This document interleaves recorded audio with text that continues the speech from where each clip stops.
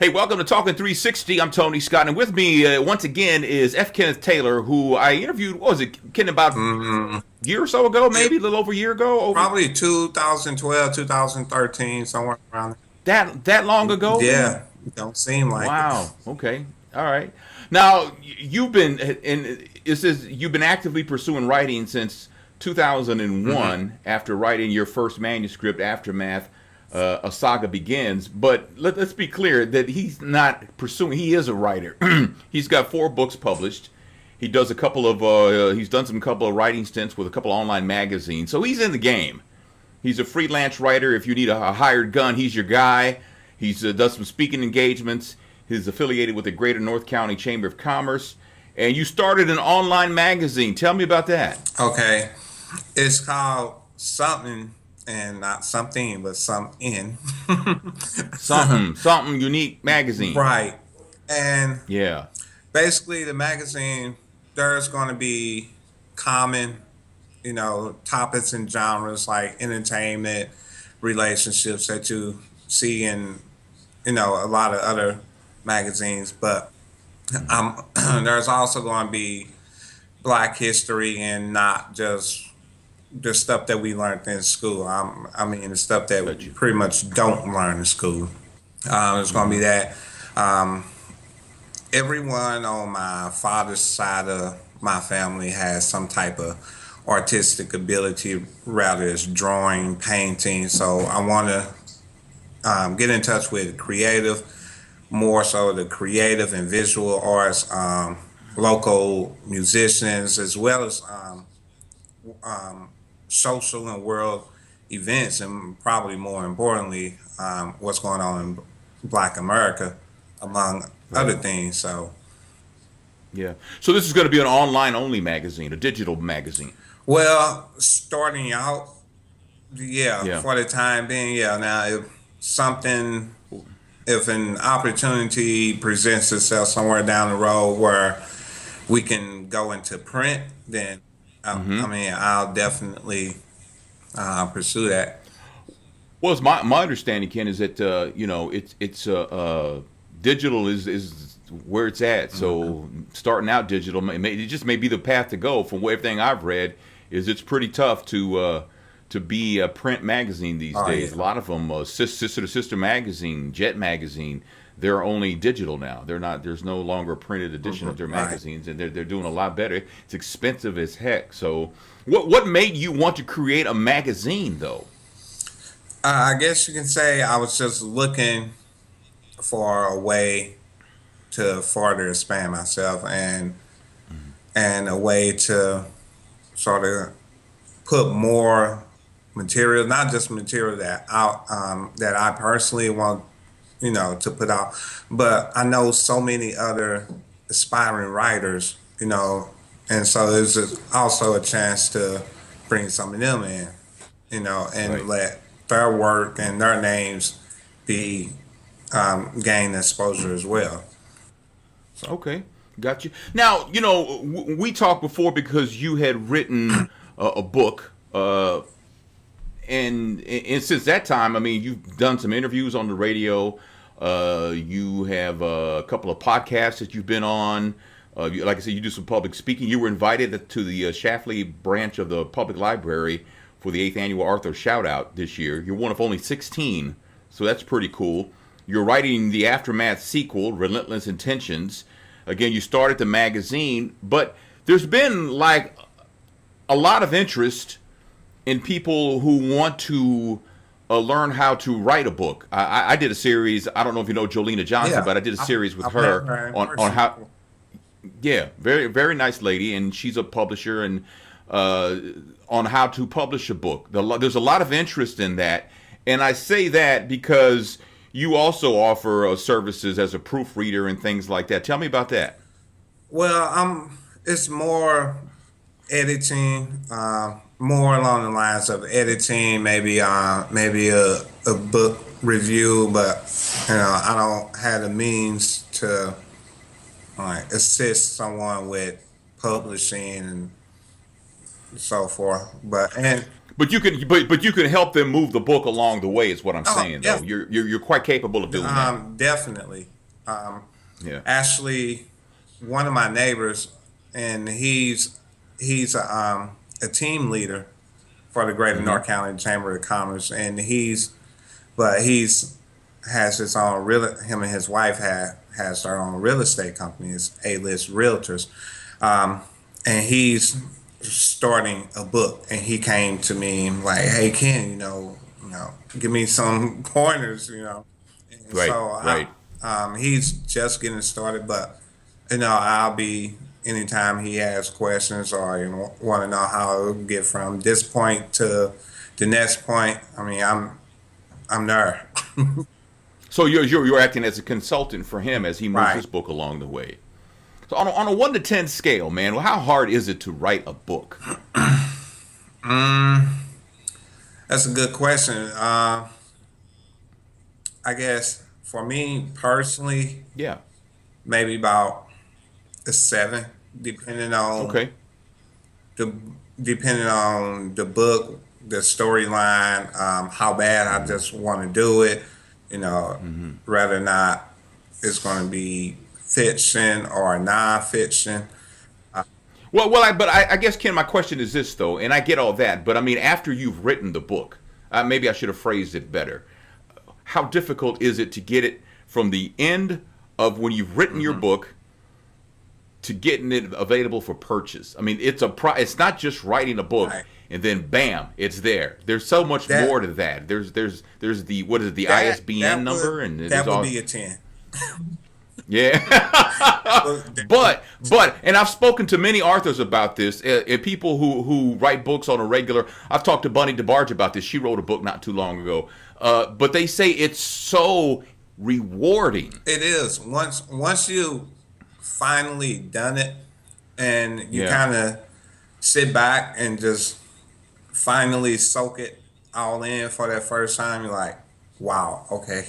you know. Yeah. It's But it's almost like a child of yours being yeah, born, and it's almost it may be the equivalent of a singer putting out their CD. yeah. But You it know. is, and that's probably the biggest lesson I've learned, because even though I started writing in 2001, I didn't self-publish my first book until 2012. And So 11 years. right. And so, and in that time frame, I used to think the hardest thing to do was get published, but no, the work actually starts after you're published, because Hmm. there's advertising, promoting, and you got to drive people, to your books, and you have Hmm. to make them want to buy the book, and that's not easy, No. especially if you're published, because you don't have that large publishing house that has a staff of PR people, people that's going to Right. get you radio and TV Yeah. interviews and book signings. You have to do that all on your own. Yeah. That's true. That's very true. And you don't have that promotional budget, Exactly. which is kind of like how we connected the first time, because I offer a service to help you get it out there using social media. Right. And I appreciate you reaching out to me the first and the second time. This conversation we're having now, because I think it's important that people know that if it's really worth it to you, and it's not going to be easy, but it's worth it, then you do it. Right. But you got to be all in. Nothing's worse than committing to doing something, getting halfway through it, and then you just kind of like fall off. Man, you wasted all that time, man. Yeah. That's painful. That's painful to hear about. Yeah, it is. And I didn't really, there's an old saying, to make money, you gotta spend money, or it takes money to make money. Sure. That is very true. A lot of people that I meet or come across, they think everything is just handed handed to me. That couldn't be farther Right. from the truth. Do I get some praise? Right. Yeah, every now and then, you know, I can someone to help me out without charging me, but you know, there you have to be willing to you have to realize that you will have to spend some money. You know, you need to spend money on promoting. You know, Yeah. and even for the Arthur shout out, which is practically a large book signing, I had to spend money purchasing my own books just so I have some Right. on hand. Yeah. So, Right. Right. So but you still have that passion to oh write yeah, though, which is a good thing. I mean, in my head, I'm thinking he should write a book about a radio DJ who's a crime fighting superhero. you know, I'm your guy. But you know what? Let's spend more time talking about something unique magazine though, because I find that interesting. Because to me, writing a book is one thing, and I'm sure, as you know, writing doing a magazine is completely different. It's completely, especially when it's your magazine, because now you're talking about graphic art. You're talking exactly. about and you can't do it yourself. You need a staff of writers. You need people who could contribute articles. Are you accepting submissions for that? I am right now. I have four, believe four writers, not Mm-hmm. including myself, because it is. It's like I tell them all the time. I'd rather work behind the scenes. Just um, occasionally, I write a few articles, you know. But my Well, you got enough to do. I mean, right, there's plenty to do without you having to stop and write an but, article. But you're a but writer. How do you not partake? because yes, I'm a writer, but I have a very entrepreneurial drive, and Sure. that is also one reason for the creation of the magazine. To further pursue that, and but it's like I tell them, I'm like I could work behind the scenes, but I would rather you guys take the spotlight. Mm-hmm. And we haven't officially launched the magazine yet. I'm hoping to do that somewhere around September, so maybe around fall of this Right. 2015. But we already have probably close to 50 articles written. Ready to It go. That's is great. sometimes it is hard finding quality writers because we're in different places. I'm here in St. Louis. I have three writers that's in Baton Rouge, Louisiana. One is in D.C. So one of my probably my biggest pet peeve is communication. With everyone being in a different place, almost Mm-hmm. it's crucial that we communicate consistently and regularly. But Mm-hmm. man, yeah, it's a switch. It's a switch. Whereas before, I was just used to writing stuff for myself or for a client and kind of proofreading myself. And sometimes I feel weird kind of bringing someone else in, but I tell them all the time I can't do it without any of them. I can't have a Yeah. magazine Sure. by myself. Sure. Well, you know what? But you've gone from a one man show to a show with lots of moving parts. Not to say that your one man show doesn't have moving parts, but now you have a show where you got moving parts, and you got moving parts that are actually Right. people. And now you have to manage people, and Yes. when you manage people, you manage people. But when you manage people in the creative arts, which is what writing Hmm. is, then now you're managing egos, right? Now you're managing, like, how you gonna tell me that this ain't good? I mean, so Right. it's And it's all one big giant but project. you know, I'm Tony. I cannot ask for a better crew. Hmm. Everybody's enthusiasm and level is way up. I have to admit, I hardly ever have any problems any problems with attitude. or anything like that. Um, and while while we're on the subject, I just want to give everyone a shout out. KG Bethlehem, Mahogany Balls, Tanya Daniel, that's our editor. Jatori Dixon, Kevin Sykes, he's like my IT guy. So I mean, these guys are the best. Even it's I'm thinking about the moving parts, and even my business consultant, Darlisa Dips, and I hope I pronounced her last name right, so forgive me if I didn't.